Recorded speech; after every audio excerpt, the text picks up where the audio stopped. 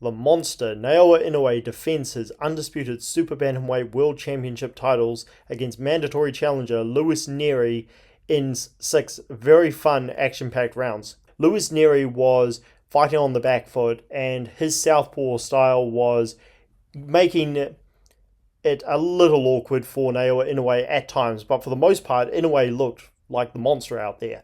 But Nery was trying to counter Inoue with that left hand, and he actually was successful in the first round because Inoue, one of the chinks in his armor is that he does hold his hands low at times, and he's fast, he's very slick, so he can get away with it. But Nery was again looking for that left hand counter, and he found it.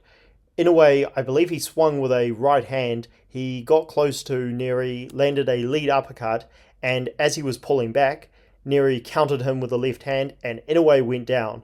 And he did look hurt in there. I'm not saying he was dramatically, desperately holding on for dear life, because he wasn't, but for the remainder of that round, there was a lot of time left after that knockdown. He was backing up fast, and he was looking to survive in there. He was hurt, but second round came and he was back on track. He was recovered, he was good. He showed a lot of good survival instincts in there.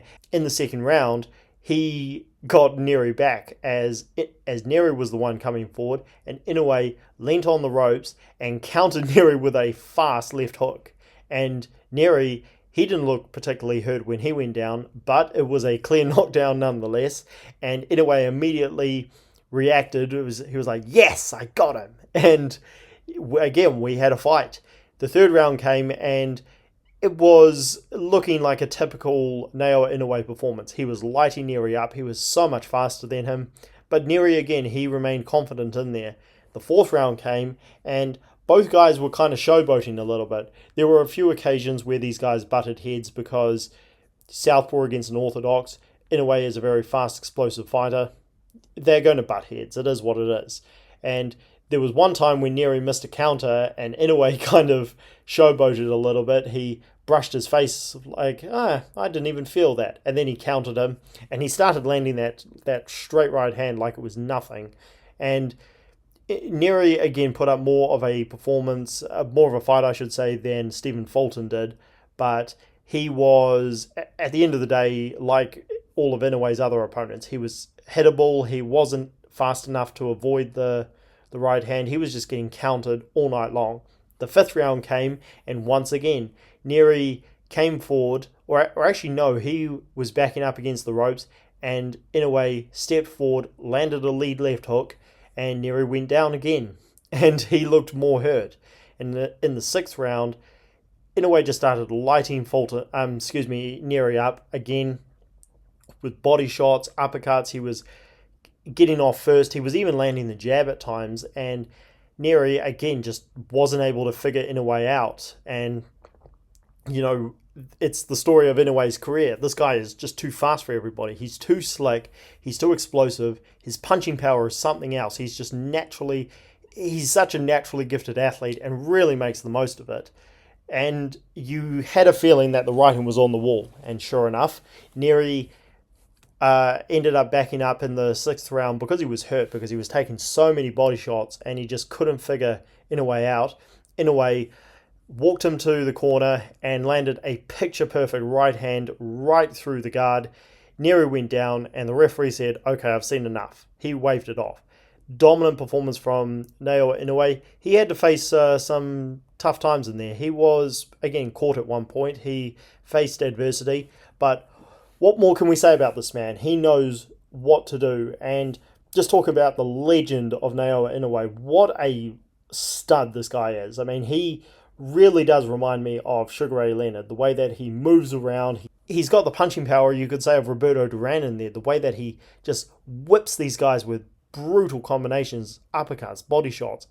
And even his jab is better than a lot of these guys who are supposed to be slicksters, like Stephen Fulton. And Stephen Fulton is a slickster, but Inoue was just too much for him. And he's able to land that right hand through the guard like it's nothing. This guy is such a treat to watch. And let's just talk about the 12 months he had between December 2022 and December 2023. He becomes undisputed bantamweight champion with a victory over Paul Butler, stopping him to win all the titles. He steps up to super bantamweight last year, faces Stephen Fulton, who was the man in the division, undefeated, slick, beats him in a one-sided 8th round destruction. It wasn't even that competitive. And then he unifies against Marlon Tapalas, a warrior, and becomes undisputed champion in a second weight division within 1 year. And he does that the same year that Terence Crawford becomes the first 2-time undisputed champion in the 4-bout era. He does the exact same thing, but he does it quicker than Crawford. And he just defended those titles against Louis Nery, who had 1 loss in this division. This guy is something else. Now, if he's going to stay at super bantamweight, then I believe the next fight that's going to happen is Sam Goodman, because that is his WBO mandatory. He is, again, fighting the best in the world back to back to back. This guy wants all the smoke. I mean, what more could you say about him? Fantastic. True legend. And I really look forward to what he does next. Let me know what you guys think down below. Again, shout outs to Louis Nery. He showed heart, but at the end of the day, he just wasn't good enough. It is going to take a guy who is able to handle the punching power of Inoue and be able to hit him hard enough to where he has to start second guessing himself to beat him, or a guy who is just as fast as he is and slick to where he's able to avoid those power shots. Let me know what you guys think down below about his performance and how great can Naoya Inoue become, because he's already an all-time great, but how much greater can he be? Drop your thoughts down below, like the video, and subscribe to the channel for more, as always.